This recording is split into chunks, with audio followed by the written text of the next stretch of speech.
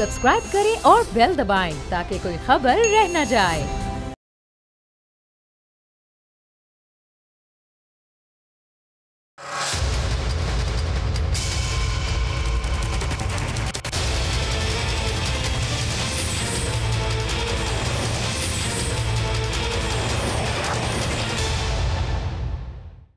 अस्सलाम वालेकुम, आप देख रहे हैं प्रोग्राम बस बहुत हो गया। मैं हूं अरबाब जहांगीर। कल पीडीएम इलेक्शन कमीशन के सामने एक बड़ा एहतजाज करने जा रही है और ऐसा लगता है कि पीडीएम आहिस्ता आहिस्ता अपने सख्त बयानी से पीछे हटती जा रही है और लॉन्ग मार्च दूर से दूर होता जा रहा है। आज ये वाजे हो गया है कि फरवरी में लॉन्ग मार्च नहीं होगा। पीडीएम स्टीयरिंग कमेटी के इजलास के बाद आज मीडिया से बात करते हुए मौलाना फजलुर रहमान ने इलेक्शन कमीशन के बाहर एहतजाज करने की वजह बताई। कहा कि फॉरेन फंडिंग केस मुल्क का सबसे बड़ा स्कैंडल है और वजीर आजम Imran Khan foreign funding case के मुल्जिम है। क्या कहा मौलाना फजलुर रहमान ने, जरा ये सुनिए। फॉरेन फंडिंग केस पाकिस्तान की सियासी तारीख का सबसे बड़ा स्कैंडल है, जिसका मरकजी मुल्जिम इमरान अहमद न्याजी है। हम इलेक्शन कमीशन से मुतालबा करने जाएंगे, जिस जुर्म का एतराफ़ हो चुका है उसका इलेक्शन कमीशन फौरन फैसला सुनाए। फरवरी में एहतजाजी मुजाहिरों की एक लंबी फहरिस्त का भी ऐलान किया है। मौलाना की जानिब से जो लिस्ट बयान की गई उसमें 21 जनवरी को कराची में इसराइल नामंजूर मिलियन मार्च होगा। 5 फरवरी को रावलपिंडी के लियाकत बाग में पीडीएम का एक बड़ा जलसा होगा।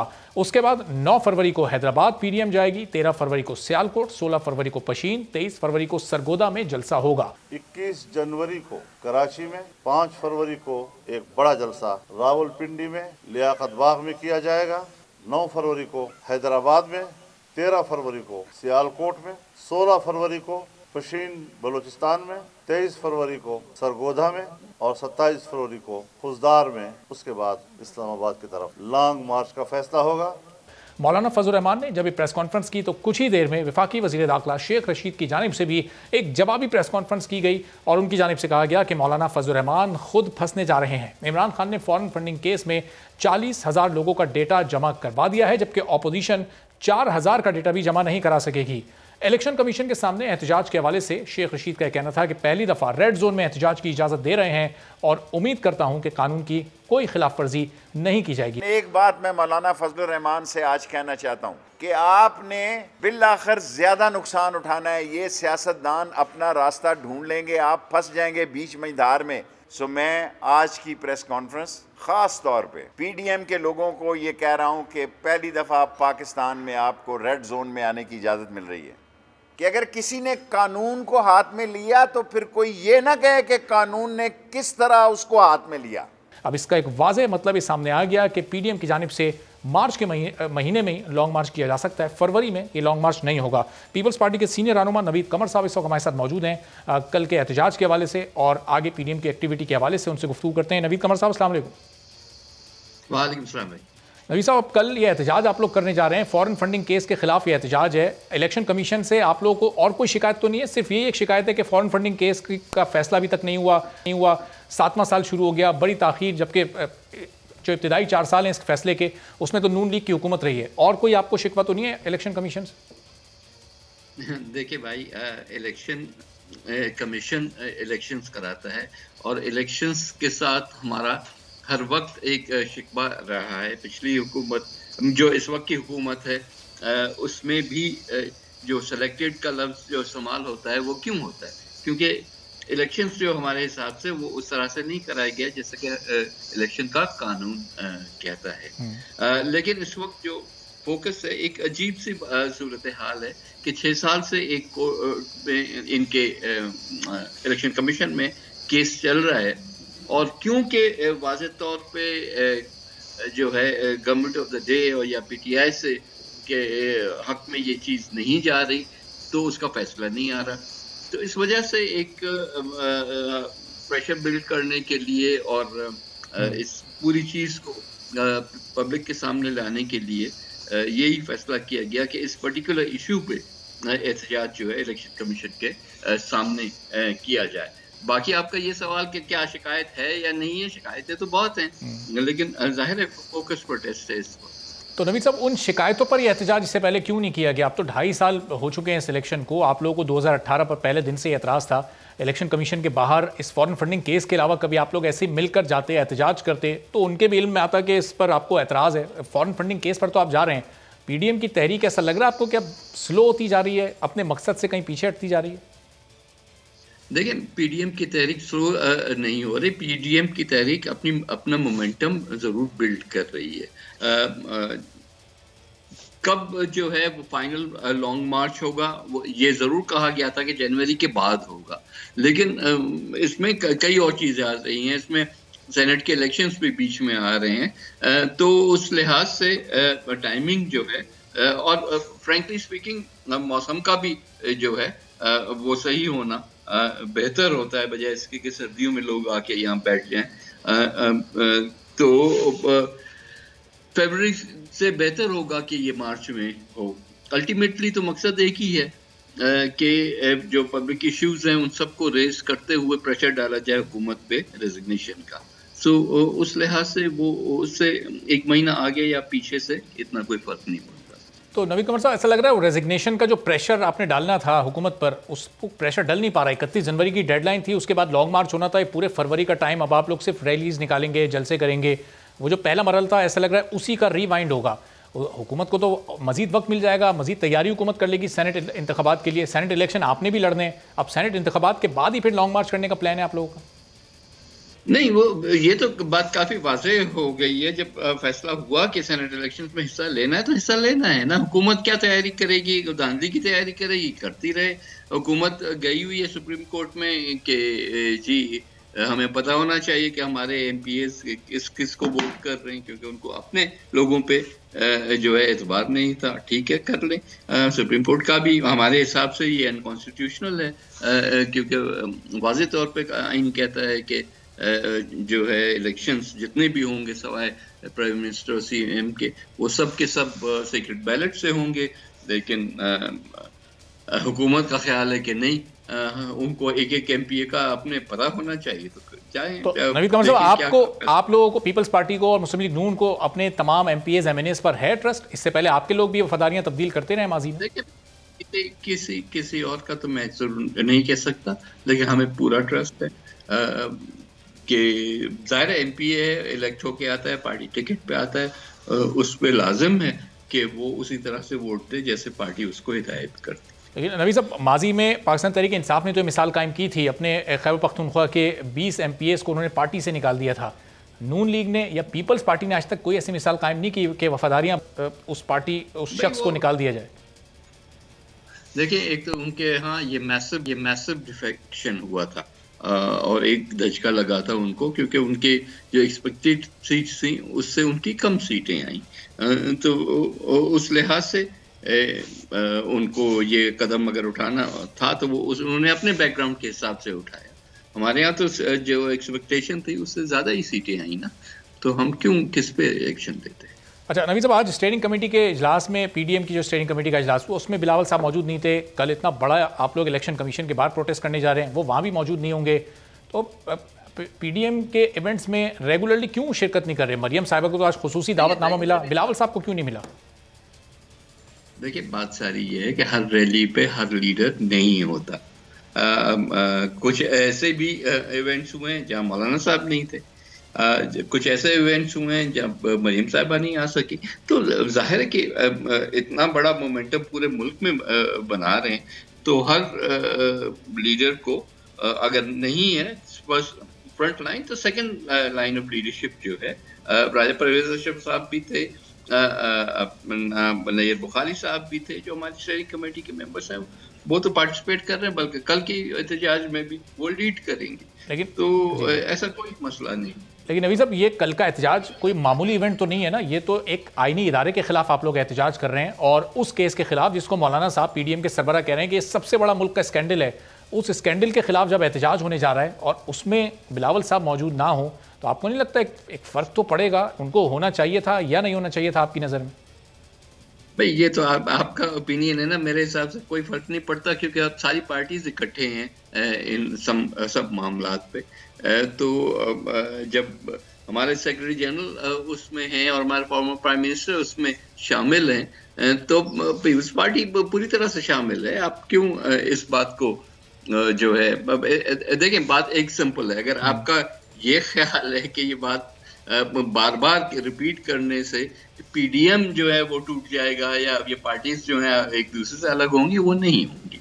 बाकी जाहिर है कि हर एक की अपनी जो है मसरूफियात भी होती हैं, और जहाँ यहाँ नहीं थे तो अगले जो अब होने हैं उसमें बिलावल साहब होंगे। फॉर एग्जांपल हैदराबाद में होना है, जाहिर है कि वो उधर उसके होस्ट भी होंगे, उसको लीड भी करेंगे, और इसी तरह से दूसरे नबी साहब पीडीएम ज़ाहिर है अभी तक बज़ाहिर तो मुत्तहिद ही है, लेकिन बार बार पीडीएम की हिकमत अमली तब्दील हो रही है। पहले आप लोगों ने 31 दिसंबर हुकूमत को तारीख दी थी कि पिछले साल ये हुकूमत चली जाएगी, नहीं गई। 31 जनवरी नई तारीख आ गई।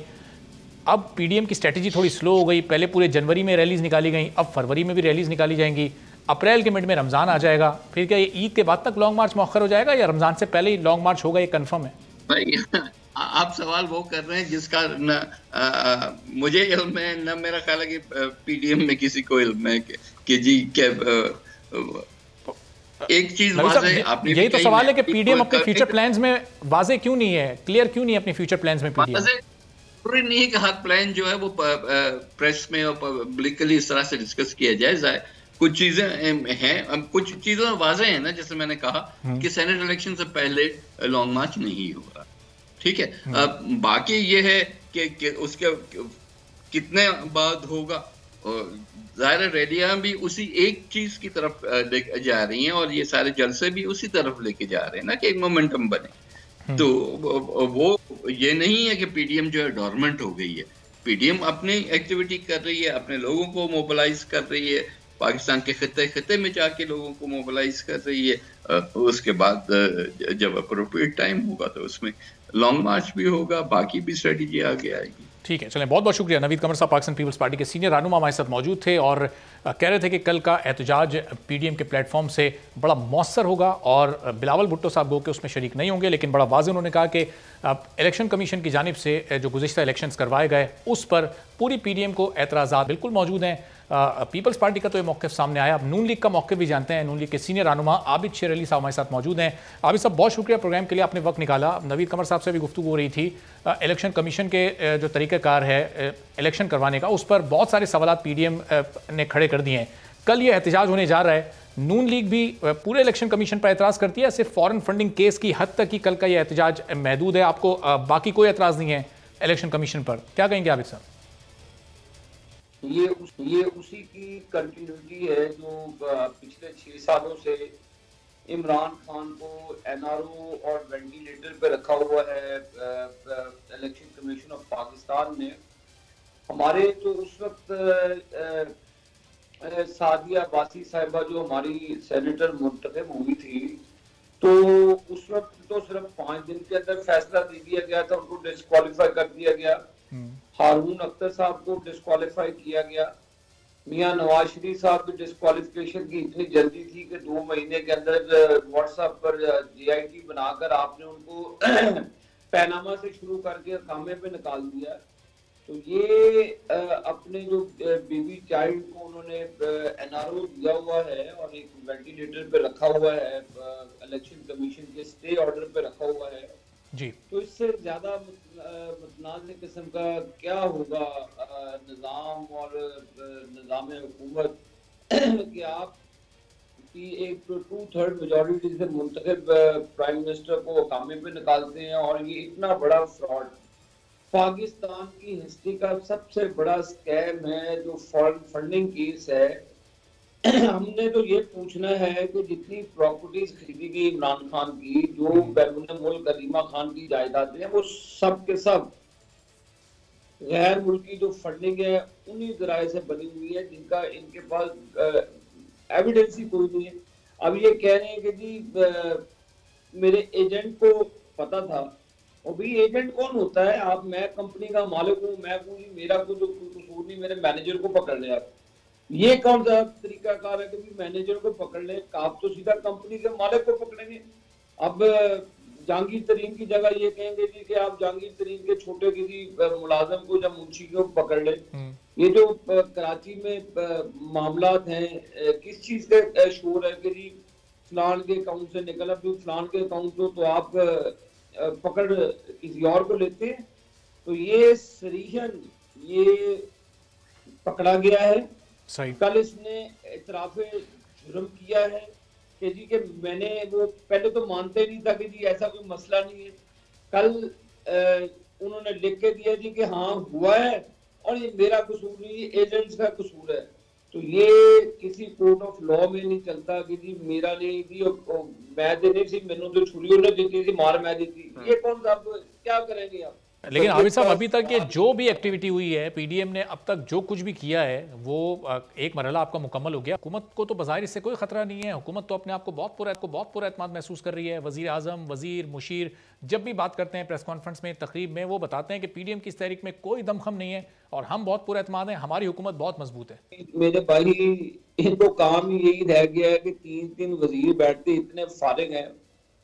हमारे दौर में तो टाइम ही नहीं होता था वुज़रा के पास, प्राइम मिनिस्टर के पास, मुल्क की भागदौड़ जब संभाली थी टाइम ही नहीं होता था कि इस तरह की चीजों पर आके 3 वजीर वेले हैं, काम कोई नहीं, उनको बैठ जाते हैं अपने आका को डिफेंड करने के लिए, कल तो 5 वजीर एक साथ को डिफेंड करने के लिए, उस चोर को डिफेंड करने के लिए जिसने लूट खसूट, ज़कात और नमल यूनिवर्सिटी के नाम पर पैसा इकट्ठा करके प्रॉपर्टीज बनाई।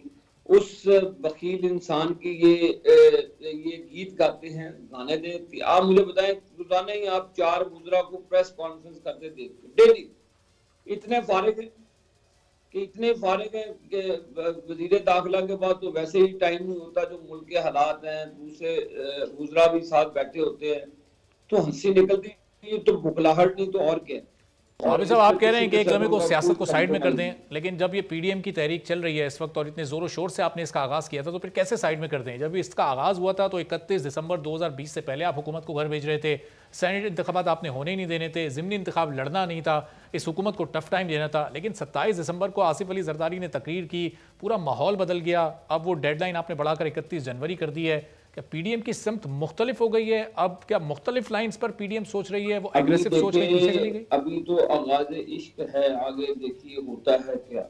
अच्छा भाई मेरे भी इलेक्शन सेनेट के बड़ी दूर हैं, अभी मामला बड़े दूर हैं। 31 जनवरी की डेडलाइन हमने दी हुई है और पीडीएम की एक अपनी हिकमत अमली है, एक अपने डिसिप्लिन के साथ चलने हैं और इंशाअल्लाह ताला पीडीएम अपने हिकमत अमली में लोगों की अल्लाह के फजल करम से, मदद से और लोगों की सपोर्ट से इंशाल्लाह हम कामयाब होंगे। और ये तहरीक आप देखेंगे आगे आगे, ये मोमेंटम हमारा पहले जलसे थे, अभी मुख्तलिफ डिस्ट्रिक्ट के हेडक्वार्टर के अंदर रैलीज हैं, उसके बाद हम और हमारे बहुत जबरदस्त प्रोग्राम्स हैं, वो इंशाल्लाह ताला पीडीएम के जो सरबराह हैं वो डिस्क्लोज करेंगे।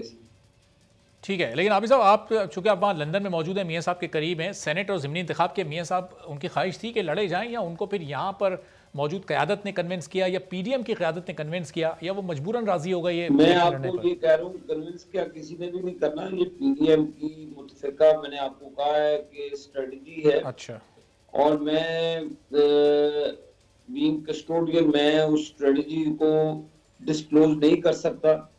और ये मौलाना फजलुर रहमान साहब, मैंने आपको अर्ज किया है कि वो पीडीएम के सरबराह हैं और वो इंशाल्लाह अगला हिकमत अमली 31 के बाद आप देखेंगे कि कितनी जबरदस्त। सही है, लेकिन अच्छा आबिद साहब, चंद हफ्ते पहले दुरानी साहब की, मोहम्मद अली दुरानी साहब की शहबाज शरीफ साहब से जेल में मुलाकात हुई। अभी पिछले दिनों शायद खाकान अब्बासी अमेरिका गए थे, वहाँ से बरतानिया का भी चक्कर लगाते हुए आए।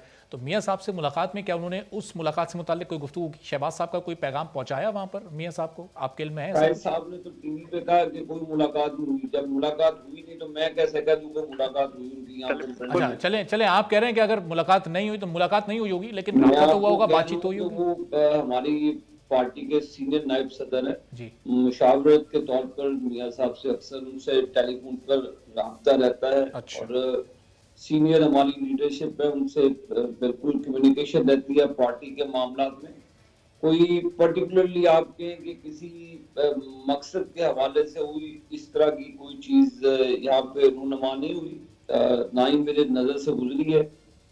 और रही बात मोहम्मद अली दुरानी साहब की, तो वो शहबाज शरीफ साहब ने कैटेगोरिकली बता दिया था उनको कि जो वो लेकर गए, जो उन्होंने फिर बाद में आके बात करना चाहिए और बात को एक रंग देना चाहा, सही। अच्छा फिर आबिद साहब, कामयाबी नहीं मिली।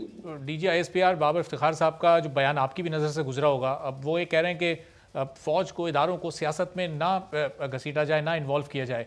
अब ऐसा महसूस हो रहा है कि मियाँ साहब को पैगाम दे रहे हैं, चूँकि जितना खुलकर और एग्रेसिव होकर मियाँ साहब इदारों के सरबराहान के नाम लिया करते थे, तो शायद इशारा उन्हीं की तरफ है। अब मियाँ साहब का अपना बयानिया और सोच इसके बाद क्या तब्दील होगी? वो जो उनका जारहानापन था, मिजाज का कम होगा?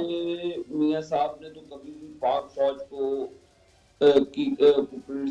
क्रिटिसाइज नहीं किया, कभी भी नहीं किया। अच्छा, चंद ट्रैक्टर्स थे जिनका जो भी रोल था और उन्होंने मुनासिब वक्त समझा उस रोल को डिस्क्लोज करने के लिए, तो वो उन्होंने किया। जहाँ तो फौज को या उनके सरबराहान को कौन सियासत में घसीटता है? कभी आपने इमरान खान को, उनके वुज़रा को देखा है बात करते? वो बात यहीं से शुरू करते। जब आप बात शुरू करेंगे, उनको नाम लेंगे खुद आप, और आप उनको लाकर मद्दे मुकाबल करेंगे, तो फिर आप बताएं कि हम क्या कह सकते हैं। ये वो हुकूमत को पैगाम देते हैं कि जो आप बार बार कहते हैं हम और वो एक पेज पे है, हम और वो एक पेज पे है, हम और वो एक पेज पे है। वो पाक फौज पाकिस्तान की मुसल्लह अफवाज है, सही। उसको एक पार्टी की फौज कभी भी नहीं बनने देना चाहिए। वो पाकिस्तान की फौज पाकिस्तान ही की फौज रहनी चाहिए, ना कि वो PTI की फौज बने। और पाक फौज का बेहद एहतराम, वो जवान हमारे लिए सुख की नींद का बायस बनते हैं, जो फलक पोश पहाड़ों पर ड्यूटियां देते हैं और जामे शहादत नोश करते हैं। उनके लिए हमारी जान भी हाजिर है, हमारा हर लिहाज से हमारी मॉरल ड्यूटी भी बनती है एज ए पाकिस्तानी के जो हमारी हिफाजत करते हैं।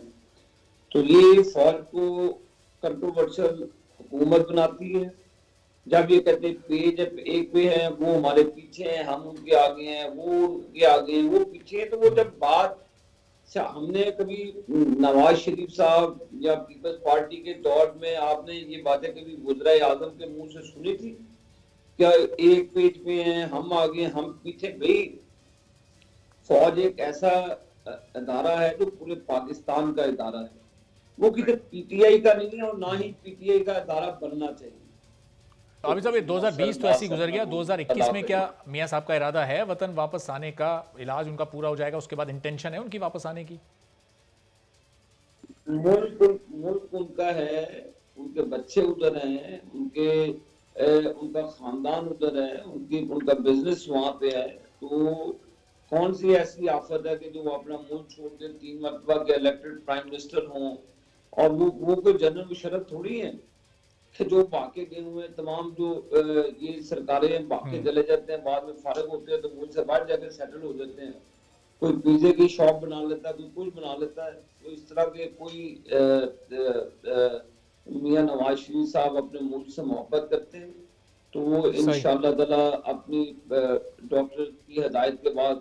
ठीक है, चलें, बहुत बहुत शुक्रिया। आबिद शेर अली साहब मुस्लिम लीग नून के सीनियर रहनुमा मौजूद थे हमारे साथ बरतानिया से। कह रहे थे कि मियाँ साहब का उनकी मुख्तलिफ बीमारियों का उनके अपने मॉलेज भी और लंदन के डॉक्टर्स भी कर रहे हैं। जैसे ही वो सेहतियाब हो जाएंगे फ़ौरन वतन वापस आएंगे। अभी एक ब्रेक लेते हैं और ब्रेक के बाद जब वापस आएंगे तो नैब और डिप्टी चेयरमैन सेनेट के दरमियान महाज आराई हर गुजरते दिन के साथ शिद्दत इख्तियार करती जा रही है। Deputy chairman senate Salim Mandviwalla साहब खुद हमारे साथ मौजूद होंगे। इस मौजू पर उनसे गुफ्तगू होगी एक ब्रेक के बाद।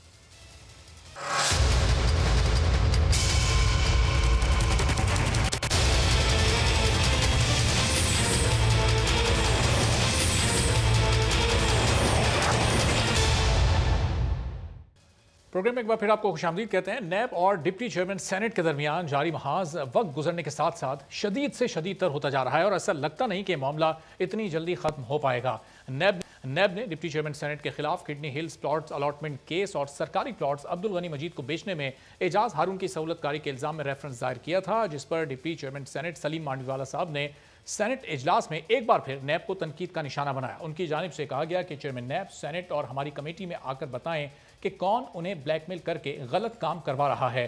उन्होंने नैब को वार्निंग देते हुए कहा कि नैब को बिजनेस से बाहर रहना होगा, वरना मुल्क में कारोबार करना मजीद मुश्किल हो सकता है। जिस मुल्क में पार्लियामेंट डर जाए तो बिजनेसमैन कहीं का नहीं रहेगा। अपने खिलाफ नैब रेफरेंस दायर होने पर उन्होंने कहा कि नैब रेफरेंस का ओपन ट्रायल करवाया जाए। नैब पर इल्जाम लगाते हुए कहा गया कि नैब हर आदमी के अकाउंट में घुस जाता है। स्टेट बैंक इस वक्त यरगमाल है, मुल्क में किसी का अकाउंट महफूज नहीं है। ये बड़ा ही खतरनाक अमल है। पार्लियामेंट नैब मुतासरीन से मिले और नैब को गलतियों से रोका जाए, वरना स्टेट बैंक SECP खत्म हो जाएंगे। इस पूरी सूरत हाल पर गुफ्तगू करते हैं सलीम मांडवाला साहब, डिप्टी चेयरमैन सेनेट, हमारे साथ मौजूद हैं। सलीम मांडवाला साहब, बहुत शुक्रिया प्रोग्राम के लिए आपने वक्त निकाला।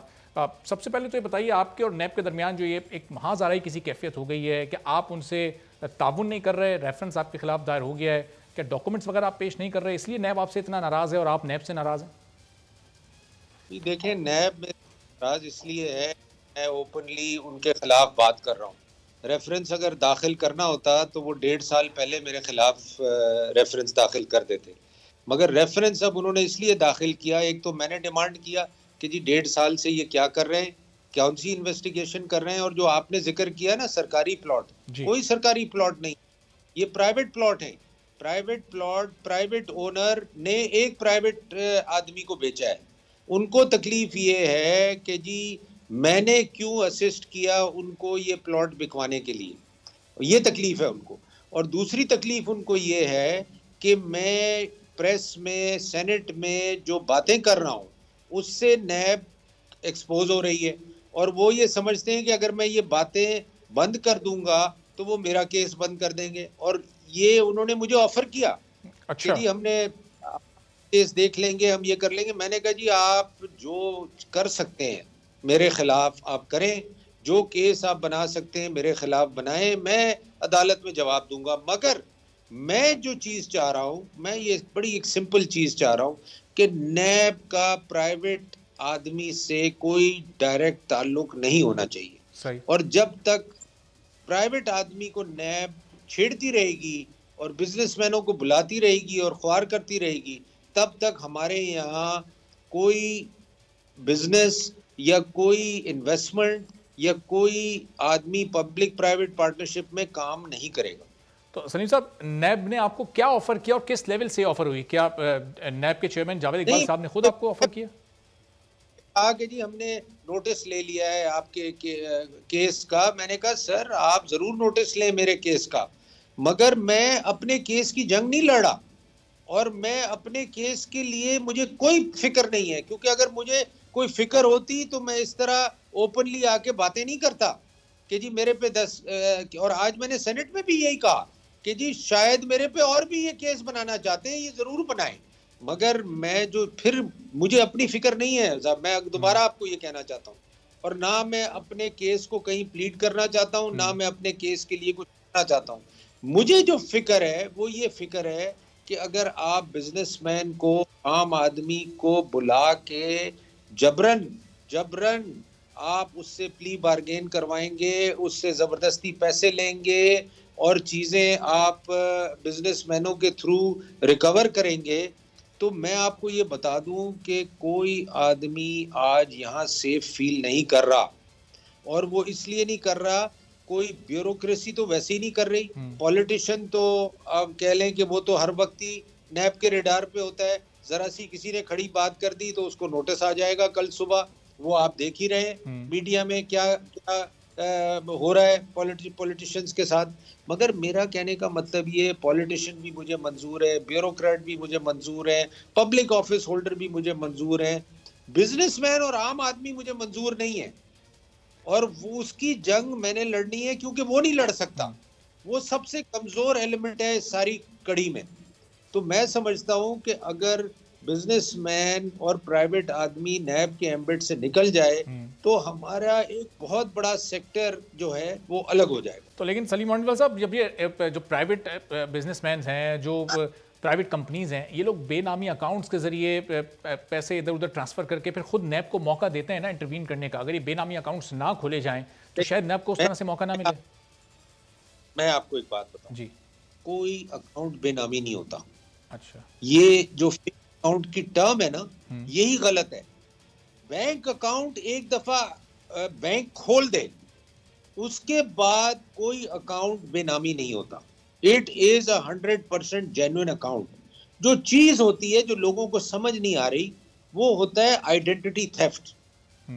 कि मैंने आपका आईडी कार्ड लिया, बैंक के साथ मिलके उसका अकाउंट खोला, और आपको नहीं पता कि आपका अकाउंट खुल गया, और उसके अंदर मैंने ट्रांजैक्शंस की। Now this amount to identity theft and a fraud.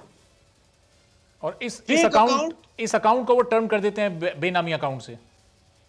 Exactly नहीं, वो तो हर अकाउंट को बेनामी अकाउंट कह रहे हैं। अच्छा, वो तो जेन्युइन अकाउंट्स को भी बेनामी, जिस अकाउंट में बैंक ने लोन दिया हुआ है उसको भी बेनामी अकाउंट कह रहे हैं। सलीम साहब, ये जो फेक अकाउंट्स हैं, जो दूसरों के आईडी कार्ड्स पर ये जो आइडेंटिटी थेफ्ट वाले आप अकाउंट्स बता रहे हैं, ये तो अपनी जगह एग्जिस्ट करते हैं ना, इनकी एग्जिस्टेंस तो मौजूद है।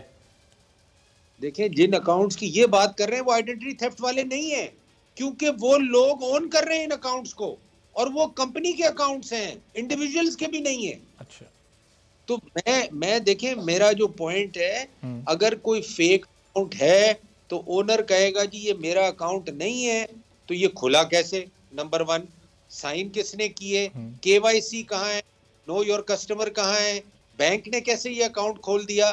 तो ये सारी चीजें onus lies on the bank who has opened the account, not anybody else. Account खुल जाना, after that there is no fake account. अच्छा सलीम साहब, आपको आसिफ अली जरदारी साहब का शायद वो स्टेटमेंट याद हो, उन्होंने एक इंटरव्यू में एक बड़े बिजनेसमैन को कोट करते हुए कहा था कि ये बेनामी अकाउंट्स तो हर बिजनेसमैन और हर कंपनी के लिए खोलना मजबूरी है, और इसके बगैर बिजनेस चलाना बड़ा मुश्किल होता है। आप याद है आपको उनका वो स्टेटमेंट? 2000 जो आसिफ जरदारी साहब बात कर रहे हैं ना, वो बात कर रहे हैं ट्रेडिंग अकाउंट्स की। अच्छा, ट्रेडिंग अकाउंट क्या है? ट्रेडिंग अकाउंट्स क्या है कि जी मैंने अकाउंट खुलवाए लोगों के जिनके बैंक अकाउंट के थ्रू हम ट्रेडिंग कर रहे हैं। फॉर एग्जांपल, जैसे स्टॉक एक्सचेंज है, आप शेयर खरीदने जाते हैं, तो आप जब तक शेयर आपके नाम पे ट्रांसफर नहीं होता, वो किसके नाम पे रहता है आपको पता है? बताएं। वो रहता है अननोन नाम पे। अच्छा, और that is part of the trading. और ट्रेडिंग अकाउंट्स जो खोले जाते हैं, वो खोले जाते हैं बिकॉज उनके थ्रू आप ट्रेडिंग करते हैं, उनके थ्रू आप पेमेंट्स करते हैं, मगर एट एनी गिवन टाइम वो बेनामी नहीं होते, वो फेक अकाउंट नहीं होते, वो जेन्युइन अकाउंट्स होते हैं। गड़बड़ कहाँ होती है, मैं आपको फिर वो रिपीट करूंगा, जब जिसका ट्रेडिंग अकाउंट आपने खोला है वो आके कहता है कि ये मेरा अकाउंट नहीं है, yes, then there is a problem.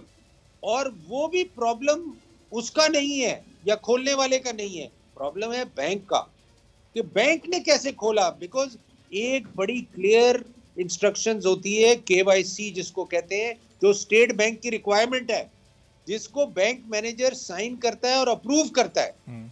और उसका क्या मतलब होता है कि know your customer, that means that the manager has confirmed कि this account is a genuine account and this account can be opened, और उसके बाद वो अकाउंट खुलता है। और उसके बाद भी 3 स्टेजेस हैं बैंकों में, हेड ऑफिस तक जाता है ये मामला बैंक के, और वहां जाके ये अकाउंट खुलता है। तो ये कह देना कि फेक अकाउंट है, फेक अकाउंट कोई नहीं हो सकता, फ्रॉड हो सकता है, आइडेंटिटी थेफ्ट हो सकती है, अकाउंट कोई फेक नहीं होता। तो सलीम साहब, आप जो कह रहे हैं कि नैब को बिजनेस से बाहर रहना होगा, वरना मुल्क में ज़ाहिर बिजनेस करना बड़ा मुश्किल हो सकता है। अब ये सिर्फ आप उन बिजनेसमैन के लिए कह रहे हैं जिनका सियासत से कोई ताल्लुक नहीं है, क्योंकि यहाँ तो हर सियासतदान का भी कोई ना कोई बिजनेस ज़रूर होता है, और फिर उनमें से बहुत सारे पार्लियामेंटेरियंस भी होते हैं, और उन पर फिर नैब की बड़ी कड़ी नज़र होती है। देखिए, सियासतदान तो इस वक्त 20 से ज़्यादा सेनेटर, 25 से ज़्यादा सेनेटर सेनेट में बिजनेसमैन है, ठीक है ना। मगर ऑब्वियसली जब आप पॉलिटिक्स में आए हैं तो ये एक डाउन साइड है कि आप बिजनेसमैन भी है जैसे मैं हूं, और मैं पॉलिटिक्स में भी हूं, तो ये मेरी डाउन साइड है कि हाँ, मैं हर चीज की स्क्रूटनी के लिए होऊंगा। हमारी इलेक्शन कमीशन भी स्क्रूटनी करता है, एफबीआर भी स्क्रूटनी करता है, एजेंसियां भी स्क्रूटनी करती हैं, तो हम तो we are an open book, हम तो कुछ चीज ना छुपा सकते हैं, और अगर कोशिश करेंगे छुपाने की तो वो छुप नहीं सकती।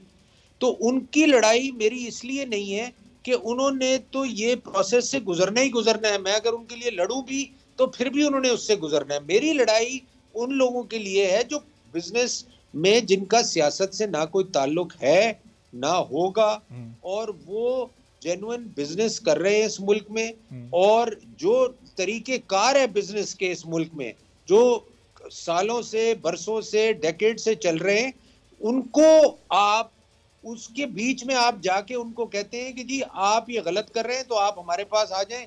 आपने ये प्लॉट खरीदा, ये प्लॉट था 1 करोड़ रुपए का, आपने 30 लाख की रजिस्ट्री कराई, 70 लाख रुपए आपने अलग दिए। तो यार ये तो आप अपना निजाम पहले चेंज करें ना।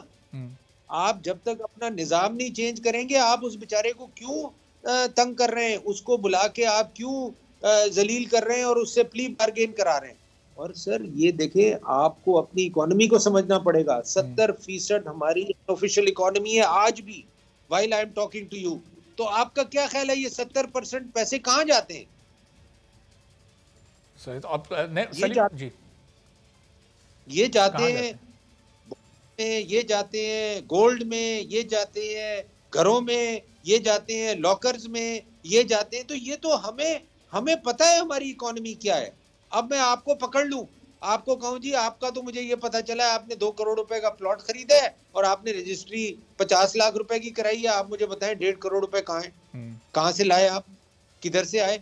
तो ये तो हमारी इकोनॉमी इस तरह चलती है, तो इस तरह तो कोई आदमी नहीं बचेगा। सलीम साहब, गुफ्तगू के सिलसिले को जारी रखते हैं, एक छोटा सा ब्रेक लेते हैं, ब्रेक के बाद वापस आते हैं, तो फिर इसी मौजू पर मजीद सवालात मैं आपके सामने रखता हूँ।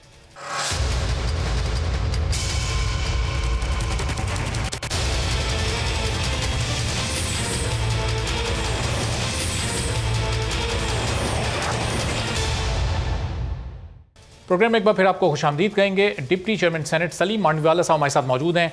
तो सलीम साहब, इस निज़ाम में को दुरुस्त करने के लिए जो इस्लाहात दरकार हैं, वो ज़ाहिर है इस हुकूमत को अपनी जगह करनी चाहिए, लेकिन माजी की हुकूमतों ने भी तो वक्त ज़ाय किया, वो इस्लाहात नहीं की। अगर अपनी पीपल्स पार्टी की हुकूमत में या नून लीग अपनी हुकूमत में इस्लाहात कर देती तो शायद सूरत हाल आज मुख्तलिफ होती। मैं किसी हुकूमत को ब्लेम नहीं कर रहा जी। देखें, मैं एक चीज़ आपको समझाऊं, मैं किसी हुकूमत को ब्लेम नहीं कर रहा। FBR ये मसले समझती है, सिक्योरिटी एक्सचेंज कमीशन ये मसले समझती है, दूसरी इदारे जो हैं वो ये मसले समझते हैं, प्रोविंशियल अथॉरिटीज़ ये मसले समझते हैं। हमारा देखें, हर मुल्क का एक सिस्टम है। आप कहें जी ये चेंजेस लाएं, ज़रूर मैं एग्री करता हूँ, चेंजेस लाने चाहिए हर गवर्नमेंट को। हमें हमारे ये हर गवर्नमेंट के लिए बहुत बड़ा चैलेंज होता है कि इकोनॉमी को डॉक्यूमेंट करें, मगर जब तक आपकी इकोनॉमी डॉक्यूमेंट ना हो, प्राइवेट आदमी का क्या कसूर है? वो तो जो सिस्टम है उसी में चलेगा ना। जब तक आप सिस्टम्स क्रिएट नहीं करेंगे, गवर्नमेंट्स डॉक्यूमेंट करेगी नहीं इकोनॉमी, तरीके कार नहीं बनेंगे, तब तक आप एक प्राइवेट आदमी को के साथ ये जुल्म क्यों कर रहे हैं? जो आपकी इकोनॉमी का सिस्टम है, जो आपके मुल्क का सिस्टम है, उसी सिस्टम में वो चल रहा है।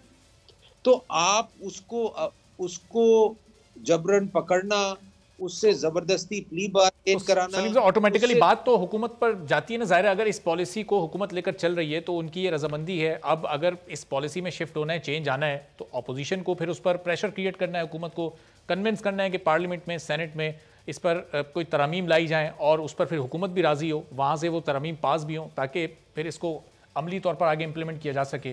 तो फिर हुकूमत और अपोजिशन को किसी न किसी स्टेज पर तो मिलकर बैठना होगा इस पर।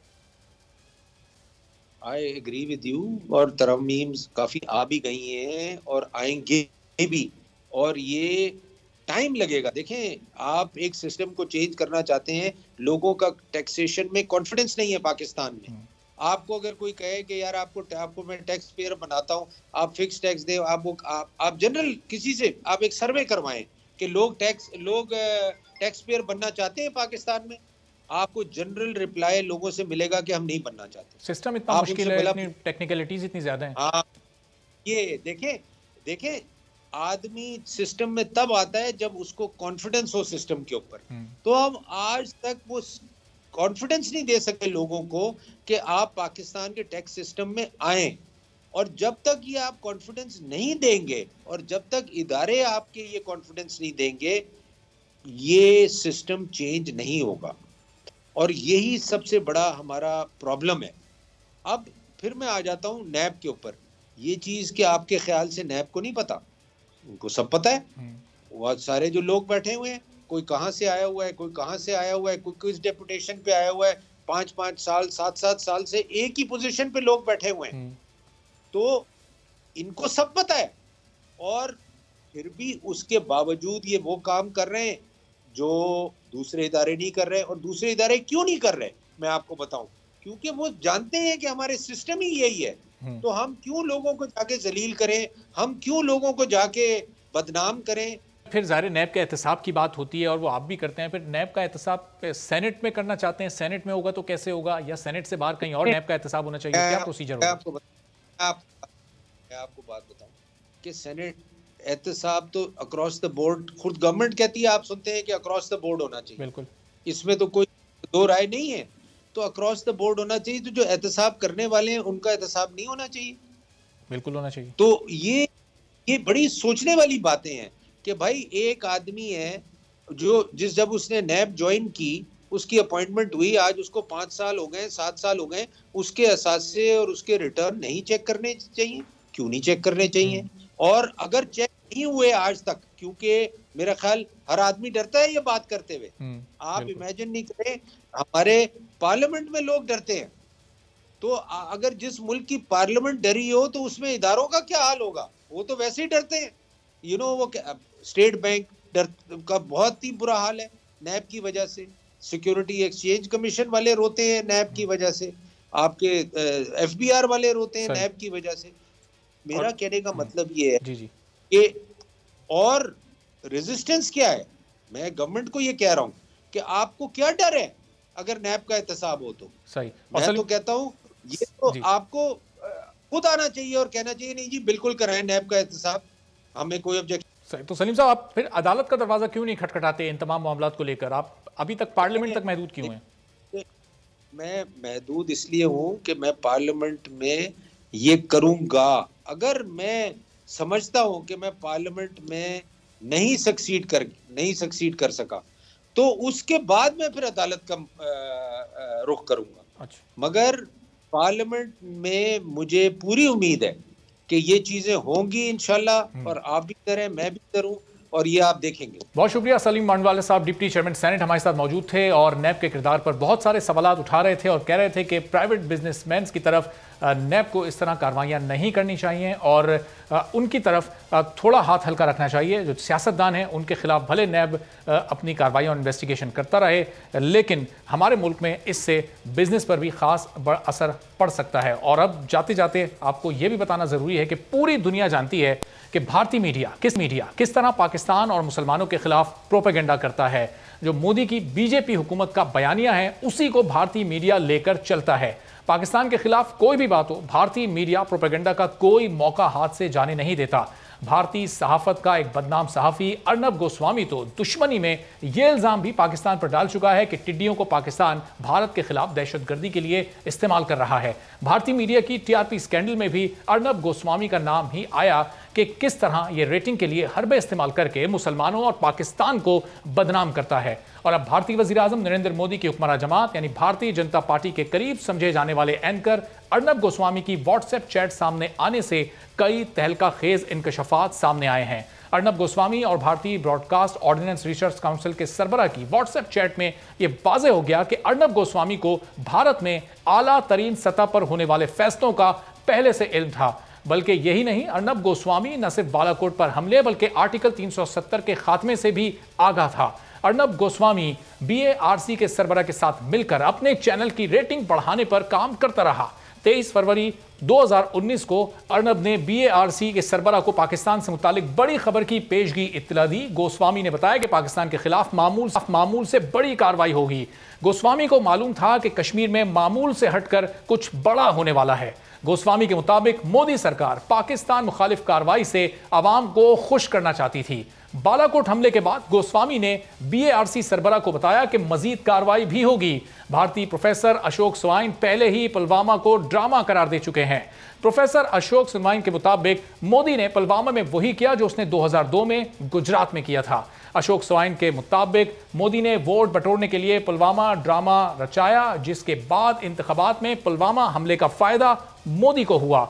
व्हाट्सएप चैट से जो भारतीय ड्रामा दुनिया के सामने आया उससे मुतालिक वजीर आजम इमरान खान 2019 में अक़वाम मुत्तहिदा की जनरल असेंबली से अपने पहले खिताब दुनिया को आगाह कर चुके हैं। वजीर आजम इमरान खान ने बताया था कि मोदी सरकार ने बालाकोट वाक़ये को कैसे अपनी इंतखाबी फतह के लिए इस्तेमाल किया और कैसे खित्ते को अदम इस्तेहकाम की आग में झोंकने वाले नताइज से बेनियाज होकर महज इंतखाबी फतह के लिए खतरनाक तरीन अस्करी हिमाकत का सहारा लिया गया। बालाकोट पर निहायत जिम्मेदाराना और नपे तुले रद्द अमल से पाकिस्तान ने बड़ा बहरान टाला, मगर इसके बावजूद मोदी सरकार भारत को एक बदमाश रियासत बदलने पर लगी हुई है। इमरान खान ने क्या कहा था यूएन स्पीच में, यह आप सुनिए। वजीर आजम ने ट्वीट किया कि भारतीय शय पर पाकिस्तान में की जाने वाली दहशतगर्दी, कश्मीर में उसके मजालिम और 15 बरस से हमारे खिलाफ बर्पा उसकी आलमी डिसइंफॉर्मेशन मुहिम का पर्दा अब चाक हो चुका है। अब भारतीय मीडिया ने खुद वो नापाक गठजोड़ बेनकाब किया है जो हमारे जौहरी खित्ते को इस तनाज़े की जानिब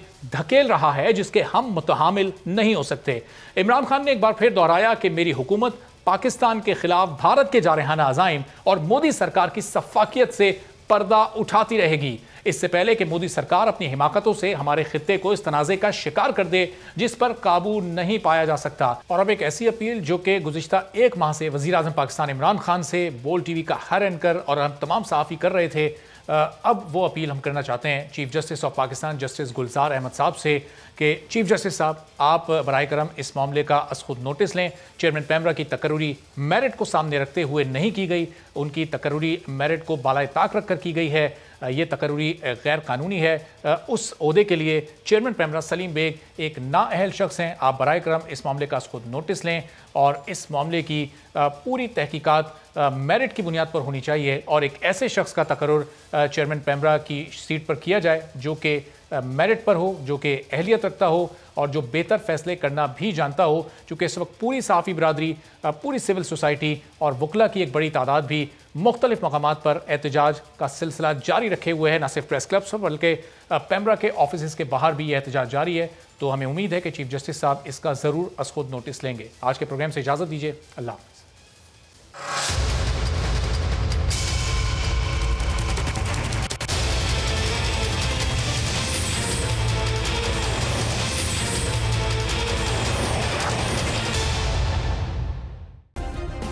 सब्सक्राइब करें और बेल दबाएं ताकि कोई खबर रह न जाए।